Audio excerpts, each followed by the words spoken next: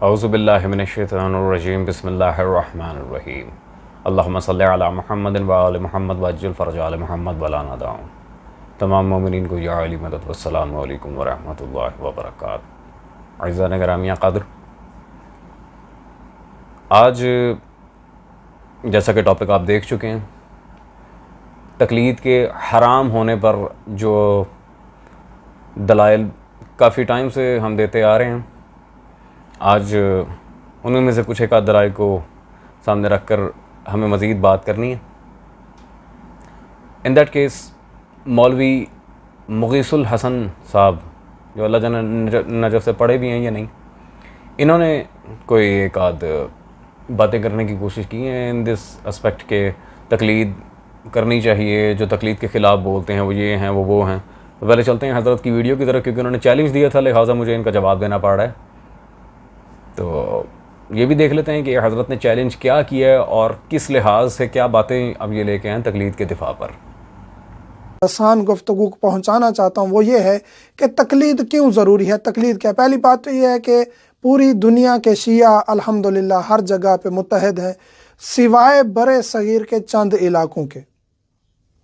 وہاں علماء اور مراجع کے خلاف بعض علاقوں میں عوام کو بھڑکایا جاتا ہے. پہلی بات تو یہ ہے کہ علماء کون ہیں؟ کیا ہمارے دشمن ہیں؟ نہیں. اہل بیت علیہ السلام کا فرمان پڑھ کے وہ مجتہد ہمیں بتاتے ہیں، کیونکہ ان کی جو اپنی محنت ہوتی ہے اس وجہ سے وہ فتویٰ دیتے ہیں، اور مختلف آراء کا، نظریات کا، فتاووں کا مختلف ہونا یہ کوئی وہ بات نہیں ہے کہ نعوذ باللہ من ذالک وہ اپنی طرف سے بتا رہے ہیں، بلکہ وہ امام کا حکم ہم تک پہنچا رہے ہوتے ہیں جو ان کو علوم آل محمد کی مدد سے سمجھ آیا ہوتا ہے. تو یہ نہیں ہے کہ نعوذ باللہ من ذالک فرمان کو اٹھائیں، ترجمہ کریں اور بس لگا دیں. نہیں، آج کل جو حدیثوں کی مشینیں بنی ہوئی ہیں، اپنی مرضی کی حدیث، یہ بنو امیہ سے سلسلہ چل رہا ہے. یہ زیادہ گرامی قدر، یقیناً آپ نے مولوی صاحب کی ویڈیو دیکھ لی ہوگی. لا حول ولا قوت الا باللہ. دیکھیں مولوی مغیث الحسن صاحب، آپ سے ایک مخلصانہ عرض ہے میری کہ اگر آپ کے پاس دلائل نہیں ہیں تو آپ دوبارہ اس موضوع پر کبھی بات نہ کیجیے گا، کیونکہ اب لوگ گھاس نہیں کھاتے. الحمدللہ یہ انٹرنیٹ کا دور ہے اور دنیا اب آپ اصولی مولویوں کے سارے حربوں کو بخوبی پہچان رہی ہے. سب کو پتہ چل رہا ہے کہ آپ نے کس طرح انہیں للو بنا کے رکھا ہے اور دلائل کے نام پہ آپ لوگ جھوٹ کس طرح بولتے ہیں. نعوذ باللہ من ذالک. انسان میں تھوڑی سی غیرت ہونی چاہیے، تھوڑی سی شرم ہونی چاہیے. یہ کیا بکواس کر رہے ہیں آپ کہ کوئی اگر حدیث لے کے آتا ہے، سیدھا حدیث لے آئے، پھر عبارت رکھے، ترجمہ رکھے، تو یہ انشاء، املا، قرت، حوالہ، اسی سے تو سب سے پہلی بات آتی ہے. یہ باقی چیزیں، عبارت کی سند، متن، درایت، وہ بعد میں دیکھی جاتی ہیں. پہلے تو دلیل طلب کی جاتی ہے، اس دلیل پر بحث بعد میں ہوتی ہے. یہ جو بالکل مبتدی ہے علم مناظرہ، جو تھوڑا سا بھی پڑھا ہوا ہے، آپ نے تو خیر ماشاءاللہ ہاتھ بھی نہیں لگایا ہوگا کتب مناظرہ کو، وہ بھی یہ بات جانتا ہے کہ دلیل پہلے، تبصرہ بعد میں. جو دلیل کو ارادہ کر دے بلا وجہ، نہ کوئی اصول ہے نہ ضابطہ ہے، استغفر اللہ، یہ بنی امیہ کا کام تھا. لا حول ولا قوت الا باللہ. کوئی اگر اہل بیت صلوات اللہ علیہ مجمعین کے فضائل کی، ان کے احکام کی احادیث اگر بیان کرتا ہے، شیعہ محدثین کی کتابوں میں لکھی گئی، تو وہ بنی امیہ کی روش پہ چل رہا ہے. یہ کیا آپ میسج دے رہے ہیں پوری دنیا کو اس طرح؟ تو پھر آپ کے جو مجتہدین ہیں، جو ہمارے محدثین کی کتابیں پڑھتے آ رہے ہیں، صاحبان کتب اربع، ان کی کتابیں پڑھ کے جو آپ کے مجتہدین بنے ہیں، تو کیا آپ کے مجتہدین بنی امیہ کے چیلے نہ ہوئے؟ جو یہ کتابیں پڑھ کے اپنی ساری کتب کو مدون کرتے ہیں بقول ان کے، وہ آج میں دکھا کے جاؤں گا کہ یہ کرتے کیا ہیں. تو بنی امیہ کے چیلے تو پھر آپ کے مجتہدین حضرات ہوئے. اور جھوٹ بولا اس بندے نے، بہت بڑا جھوٹ. اچھا بیسیکلی بات کیا ہے عزیزان؟ سب سے پہلی بات تو یہ ہے کہ یہ لوگ دلائل تو ان کے پاس ہوتے نہیں، نہ کتابیں انہوں نے پڑھ دی ہیں، نہ دلائل ہوتے ہیں. اگر ہوں گے بھی تو اپنی مجتہدین کے 4-5 رسالے یا ان کے کتب استفتاء اٹھا کے لے آئیں گے. وہ یہ رٹائی ریپیٹنگ پروسیس.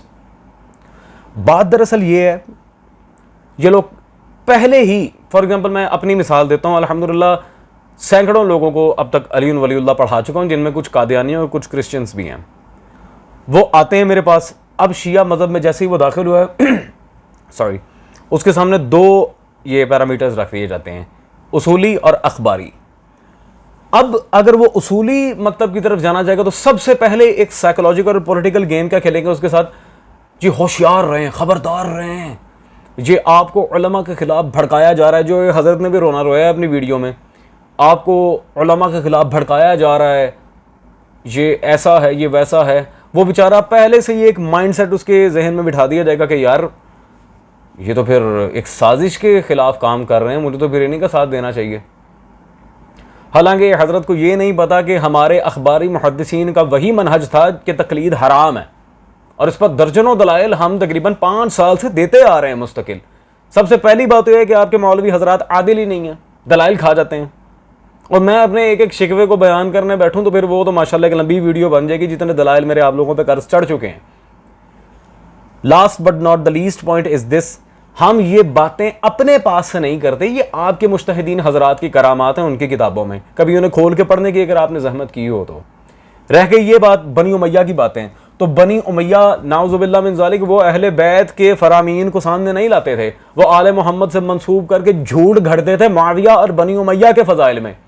کہیں کی مٹی کہیں کا روڑا کیا کر رہے ہیں مولوی مغیث صاحب آپ؟ وہاں معاویہ کے فضائل کی بات چل رہی تھی, آپ اسے اٹھا کے مکتب اہل بیت صلوات اللہ علیہ مجمعین کی احادیث پہ قیاس کر رہے ہیں. تو جناب قیاس کس کو کہتے ہیں؟ آپ کو اتنا نہیں پتا قیاس مذہب شیعہ میں حرام ہے, اجتہاد بھی حرام ہے, تقلید بھی, وہ تو قیاس خیر کیا بندہ کہے آپ کو, آپ کے مجتہدین کا سٹارٹ ہی قیاس سے ہوا تھا. اور اس روش کے رد پہ شیعہ تو شیعہ اہل سنت مسلک کے ایک عالم قاری ظہور احمد فیضی حنفی المسلک عالم ہے, ان کی کتاب یہ الاحادیث الموضوعہ فی فضائل معاویہ میرے ہاتھ میں موجود ہے.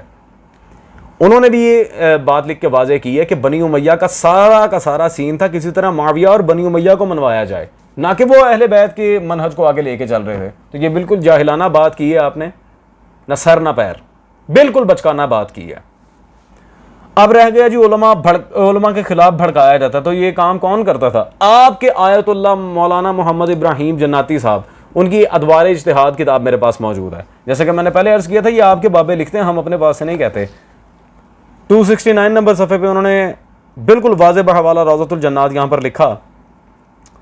پھر محدث کاشانی نے کتاب سفینۃ النجات اور محدث عاملی نے فوائد توسیہ میں اہل اجتہاد کو بہت برا بھلا کہا ہے. کس نے؟ ملا محسن فیض کاشانی رضوان اللہ تعالی علیہ اور شیخ حر عاملی رضوان اللہ تعالی علیہ, صاحب وسائل و صاحب الوافی. ان اکابر محدثین نے مجتہدین کو گالیاں دی ہیں باقاعدہ. یہ کون لکھ رہا ہے؟ آپ کے مجتہدین حضرات. عزیزان, چاہے اصولی ہیں یا اخباری ہیں, میں اب ان سے ایک سیدھی بات کرتا ہوں کہ بھائی یہ باتیں آپ کے مجتہدین لکھ رہے ہیں, ہم اپنے پاس سے تو کچھ کہہ ہی نہیں رہے. اب نعوذ باللہ من ذالک آپ ان محدثین پہ بھی تبرہ کریں گے. حر عاملی جن کی کتابیں پڑھ کے آپ کے آج کل مجتہدین حضرات اپنے آپ کو مرجع کہلاتے ہیں, اور یہ بھی جہالت ہے ایک مجتہد کو مرجع کہنا, اصولی مولوی کو مرجع کہنا, یہ ہو ہی نہیں سکتا. مرجع ہوتا ہی محدث ہے, کیونکہ فرجعوا فیہا الی رواۃ حدیث نا, وہ تقلید رجوع اس پہ الگ سے ہماری ویڈیوز ریکارڈ ہیں. تو یہ جاہلانہ اصطلاحات جو آپ لوگوں نے بنائی ہوئی ہیں انہیں ذرا ٹھیک کریں. خالی روایت لے آنا یہ وہ, اب ایک عام بندہ ہے اسے کیا پتا کہ قرآن کی کون سی آیت میں کہاں پہ لغوی, کہاں پہ اصطلاحی اور کہاں پہ شرعی مفہوم آنا ہے. وہ جائے گا کسی محقق کے پاس. ہماری یہ بات نہیں کہ ہم کہتے ہیں کہ مجتہدین کو پکڑ کے قتل کر دو یا انہیں گولی مار دو, ایسا کوئی نہیں کہتا بھائی. ہمارا پہلے سوال تو سنیں کہ ہمارا ان سے مطالبہ کیا ہے. مطالبہ صرف اتنا ہے کہ آپ جب کتب استفتاء لکھتے ہیں, یہ احکام کی کتابیں لکھتے ہیں, ان میں آپ ڈائریکٹ احادیث معصومین لکھ دیں اور نیچے ان کی سند پہ تبصرہ لکھ دیں, کیونکہ آپ کا یہ دعویٰ ہے کہ آپ احادیث کے مطابق مسائل حل کر رہے ہیں. تو ٹھیک ہے بھائی, چاہے اختصار کے ساتھ خلاصتاً عبارت لکھ دیں, ساتھ حدیث کا حوالہ اور اس کی سند کی تحکیم دے دیں, اس میں کون سی بڑی بات ہے؟ 3 سے 4 لفظ اور لکھنے, اس میں کیا بڑی بات ہے؟ مسئلہ وہیں پہ حل ہو جائے گا. اب چونکہ ان کے مجتہدین حدیث کی مخالفت ہی میں لکھتے ہیں, لہٰذا وہ حدیث لکھتے ہی نہیں, کیونکہ ہے ہی نہیں.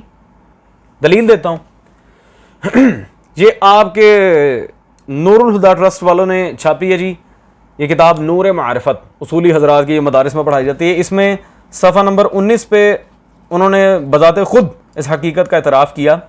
قرآن و اہل بیت علیہم السلام سے متمسک ہونے کا دم بھرنے والے مکتب کے پیروکاروں کے دینی اداروں میں قرآن و اہل بیت صلوات اللہ علیہ مجمعین دونوں کے گراں و معارف اور علم و حکمت کے خزانے سے کوئی قابل ذکر استفادہ نہیں کیا جاتا, بلکہ قرآن و اہل بیت صلوات اللہ علیہ مجمعین سے متعلق خاص طور پر کوئی مضمون نصاب میں شامل ہی نہیں ہے. سبحان اللہ. کہاں گیا اب آپ کا سارا دعویٰ؟ خود آپ کے گھر کے علماء لکھ رہے ہیں کہ ہمارے مدارس میں قرآن و اہل بیت سے متعلق کوئی چیز شامل ہی نہیں ہے, ہمارے اداروں میں پڑھائی ہی نہیں جاتی, ہمارے مدارس میں اس کا کوئی استغفر اللہ کنسیپٹ ہی نہیں ہے. جی مولوی صاحب, ہم آپ کی مانیں, آپ کے مولویوں کی مانیں جو لکھ رہے ہیں باقاعدہ. بات وائنڈ اپ کرتے ہیں.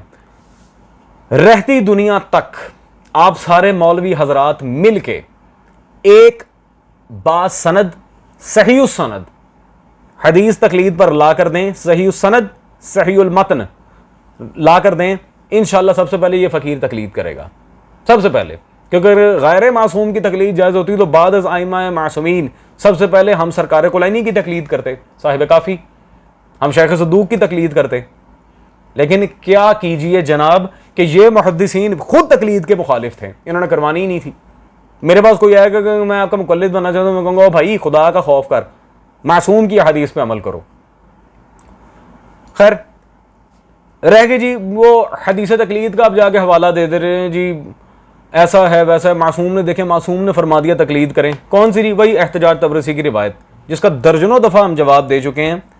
خیر اب یہ مولوی حضرات چونکہ ان میں عدالت نام کی, جیسے میں پہلے عرض کر چکا ہوں کہ کوئی شے نہیں ہے, اسی لیے اب مجھے ایک دلیل ریپیٹ کرنا پڑ گئی. یہ آپ کے آیت اللہ خوئی صاحب کی کتاب ہے معجم رجال الحدیث, جلد نمبر 12, مطبوعہ بیروت, صفحہ نمبر ہے جی 147. اور یہاں پہ انہوں نے اس حدیث کے راوی یوسف بن محمد بن زیاد کے بارے میں واضح لکھا ہے یہ مجہول الحال ہے.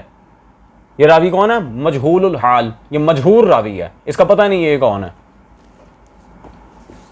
ضعیف نہیں بلکہ مجہول, اس کا پتہ ہی نہیں ہے یہ کون ہے, اس کے حالات میں ہی تجاہل ہے. عزیزان میں آپ سے پوچھتا ہوں مشہور راویوں کی روایات بھی کبھی قابل عمل ہوئی ہیں, کبھی تسلیم کرنے کے قابل ہوئی ہیں؟ اور بھائی ہم بار بار یہ باتیں کہہ چکے ہیں کہ آپ کے بابوں کی تقلید کے خلاف جب ہم کام کرتے ہیں تو یہ صرف اور صرف آپ کے مجتہدین حضرات کی کتابوں کو سامنے رکھ رہے ہیں. اس لیے تو میں نے حدیث معصوم پیش ہی نہیں کی, کیونکہ اگر میں حدیث پیش کرتا پھر اس پہ ایک لمبی بات چھڑ جاتی, فلاں مجتہد نے اس کی سند میں یہ کہا, فلاں نے کلام کیا, فلاں نے توثیق کی, فلاں نے جرح کی, فلاں نے الفاظ تعدیل رقم کیے, وہ ایک نئی بات چھڑ جانی تھی. لہٰذا خدا را اگر آپ کو تقلید پر بہت زیادہ یہ آگ لگی ہوئی کہ تقلید کرنی ہے اور کروانی ہے تو آئیں پھر بسم اللہ مناظرہ کریں, تاکہ میں آپ کی صحیح حیثیت دنیا کے سامنے کھول کے رکھ دوں کہ کہنے کو آپ لوگ شیعہ ہیں, اصلاً آپ سب کے سب ابن تیمیہ ہیں اور اپنا سارا توحید معاد اور عدل وغیرہ ابن عربی سے لیے بیٹھے ہیں. ہاں وہ وقت آئے گا تو الحمدللہ خمینی کی کتابیں کہیں نہیں جا رہی, وہ سامنے پیش کر دی جائیں گی. خیر تو دوبارہ اس طرح کی عجیب و غریب بھونڈی بکواس آپ کبھی مومنین کے لحاظ سے نہ کریں کہ وہ اگر احادیث اہل بیت پیش کر رہے ہیں تو ان پہ الزام لگا رہے ہیں معاذ اللہ یہ بنی امیہ کی روش پہ چل رہے ہیں. لا حول ولا قوت الا باللہ. عزیزان دیٹس آل. ہوتی آپ سے ملاقات اگلی نشست میں. ٹل دین ٹیک کیئر. صاحب الزمان وارث.